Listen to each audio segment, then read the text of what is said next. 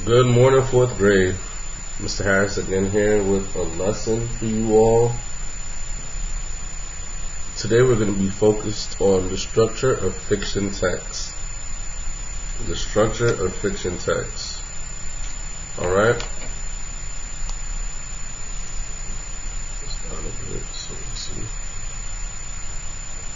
Structure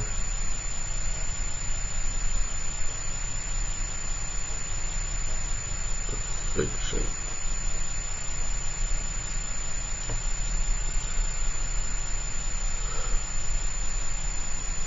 So unlike poetry, fiction text is written in sentences and paragraphs.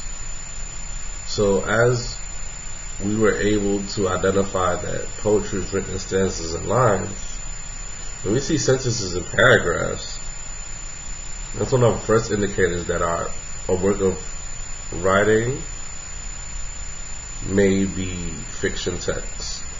Okay? So sentences and paragraphs.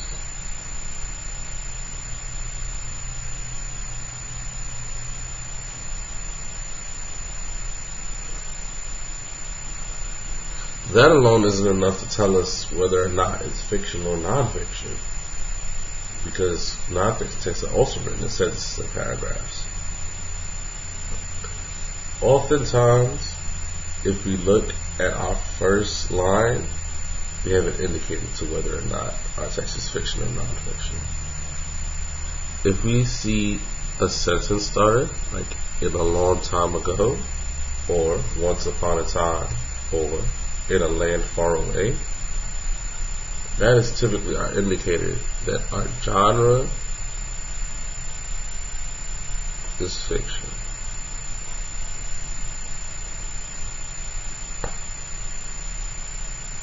Also, if we look at our story, if we look at our article, and there's a plot or a story for us to follow with characters,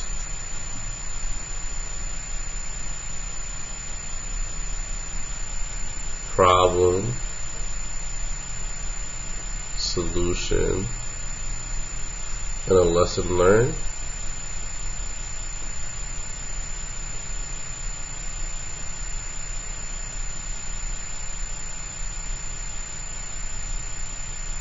that helps us identify a work of art or a work of art, as fiction. Coincidentally, those also happen to be our thinking jobs. So as we're reading this fiction text, we're going to be looking for those four things to gain a better understanding of our text. So let's go ahead and jump in and read. In a long ago time, a farmer and his son lived among the highest mountains in China. They had but a small farm outside of a poor village. They owned a single horse. This was no ordinary horse. He was a noble and fine stallion, the color of sunlight on the highest sparkling limestone cliffs. He was as swift as a hawk on the evening breeze, and he ran more smoothly than a river down a green valley. The son believed they were the richest family in the land. So we have our two characters, the farmer and his son, and we use C's just to identify those.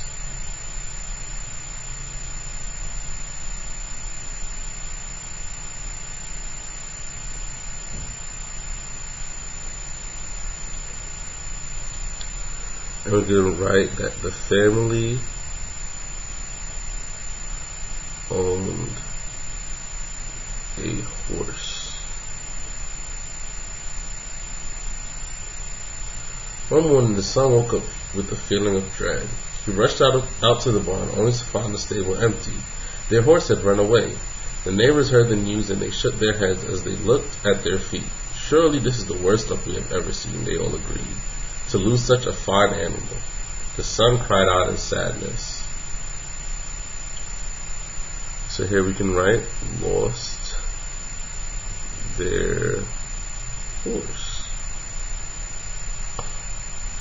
The father simply looked toward the high mountain passes and nodded his head. Time will tell, he murmured in a low voice. Whether this is bad luck or not, his neighbors rubbed their beards and gently scratched the side of their heads.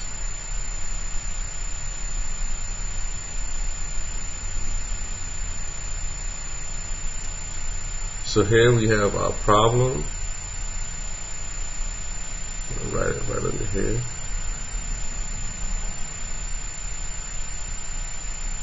Sorry. I can actually just identify it here. The problem is that they lost their horse. And we can write that the father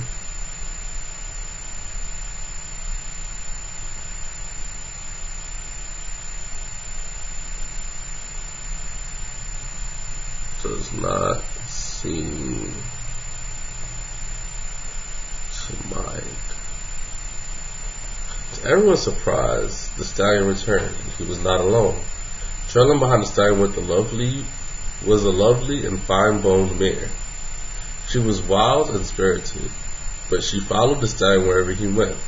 The mare lived with the father and son, who both loved her and treated her well. She was soon tamed, and the son took turns riding the stallion and the mare through the quiet valleys.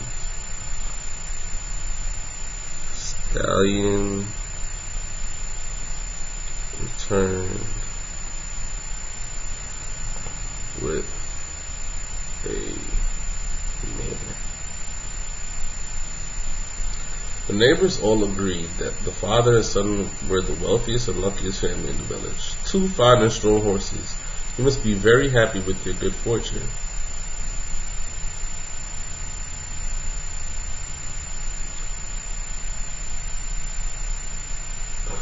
Family, that's luck, and wealth. Certainly I am happy, the old man would reply, but whether this is good or bad fortune I am not able to say. The neighbors were silent, trying to understand the old farmer's meaning.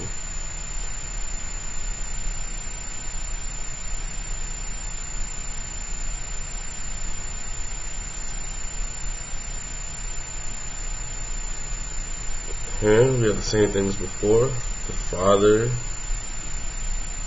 does not seem to mind.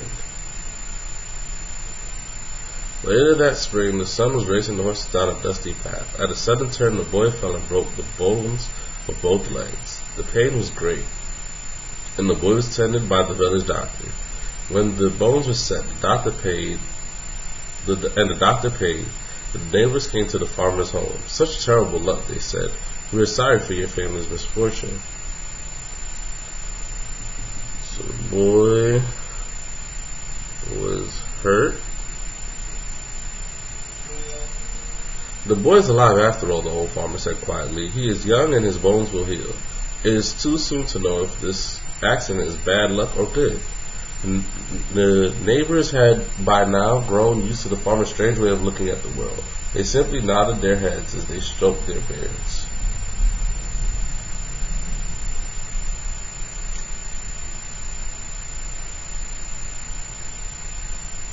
Father seems not to mind. The farmer and the villagers lived quite apart from the rest of the world. They did not know that a war was raging in the lands to the north of the village. A great general commanded a fine army of soldiers. The general needed more soldiers though, and he sent his officers into the mountain villages. Every young man old enough to fight was required to join the general's army. Families wept at their misfortune as they packed clothing for their young sons. They waved sadly as the soldiers and young men left the village. Such bad luck we have had. They knew that many of their sons would never return to the village.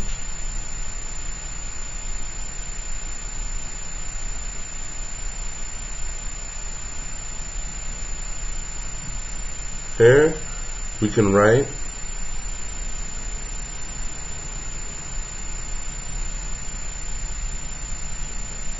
that the village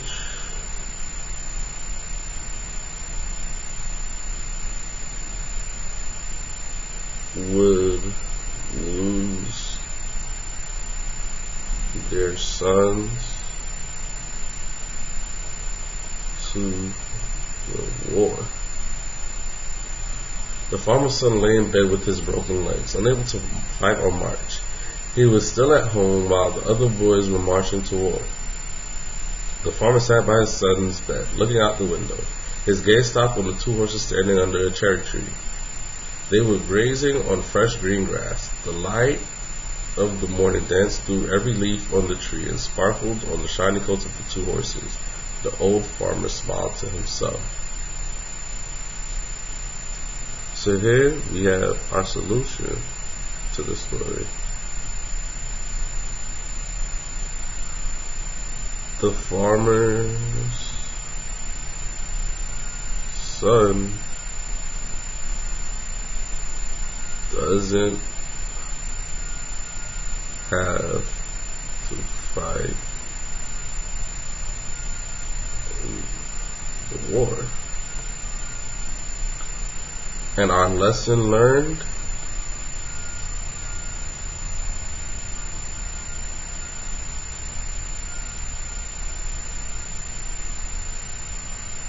is that we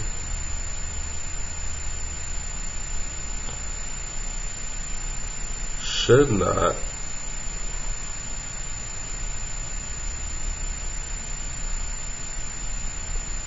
celebrate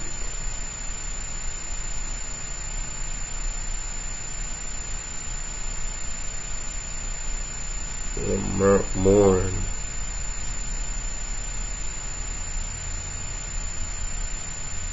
before we know the final result. We should not celebrate or mourn before we know the final result. And that's because when they lost the horse, everybody was sad, but the father remained unbothered. When the horse returned with the mare, everybody was happy, but the father remained unbothered. When the boy was hurt, everyone was sad, the father wasn't bothered. It wasn't until after the war started and the father looked back at everything that had happened and saw that his son was still with him and that his son wouldn't die away, or that he realized that he could be someone that celebrated. So, for our questions for the day, we'll look at questions 7 and question 8. Read these two sentences from the selection. 2 fine and strong horses. You must be very happy with your good fortune, they said. These sentences, along with the illustration, help the reader understand that A, the number 2 is very lucky in the Chinese culture. B, horses can be very difficult to care for. C, the horse in the story is a symbol of good luck and wealth. D, riding fast and powerful horses is fun but dangerous. So if we look here, we have the illustration we're talking about.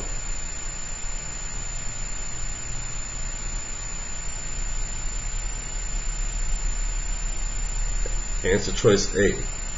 The number 2 is very lucky in the Chinese culture. You can cross that out.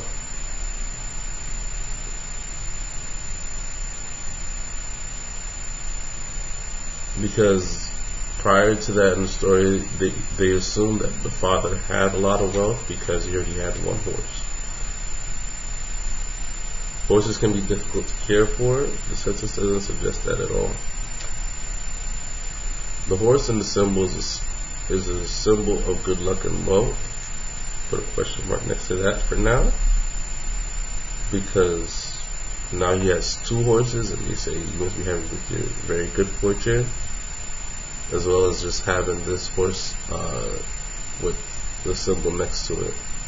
that Chinese traditional writing symbol next to it. Riding fast and powerful horses is fun but dangerous. This sentence doesn't tell us anything about riding horses. We can select answer choice C as our better answer.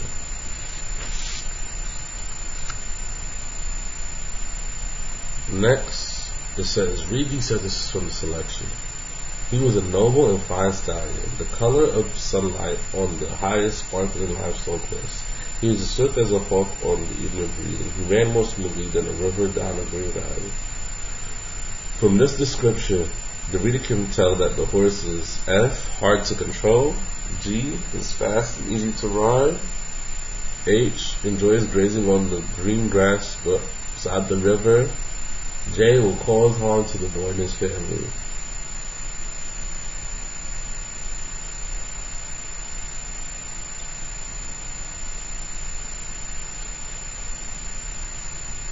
Answer choice F is hard to control. None of the sentences here give us the idea that this horse is hard to control. In fact, it says that he's swift, that it's a hawk on the evening breeze, that he ran more smoothly than a river down a green valley. That gives me a sentiment that the horse moves fast. Swift is another word for fast, a synonym for fast. And running more smoothly means that he's easy to ride, so we can put a question mark next to that for now. He enjoys grazing on the green grass beside the river. We cross that out because there's no mention of the horse eating any grass and will cause harm to the boy and his family. Actually, this sentence only gives ideas about the horse and no indication that the horse will harm the family. So we can circle answer choice G. Okay? With that, we concluded our lesson for today on structure of fiction. Our attendance question for today is, what do you think would be the hardest thing about being blind? What do you think would be the hardest thing about being blind? You want to answer that in your portfolios on Class Dojo? And have a great day.